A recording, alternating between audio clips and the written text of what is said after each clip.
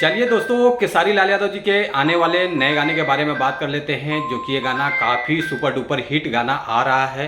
तो आज हम इसी सुपर हिट वाले गाने के बारे में बात करने वाले हैं इस वीडियो में। तो वीडियो को लास्ट तक देखते रहें, और जो लोग भोजपुरी बुढ़ हंगामा चैनल को अभी तक सब्सक्राइब नहीं किए हैं वो लोग सब्सक्राइब कर लीजिए।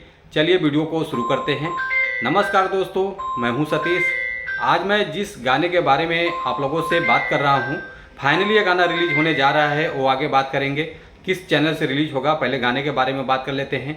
गाने का टाइटल सॉन्ग है खुश रख माई, जो कि इस गाने को गाए हैं खेसारी लाल यादव जी हैं और कविता यादव जी हैं।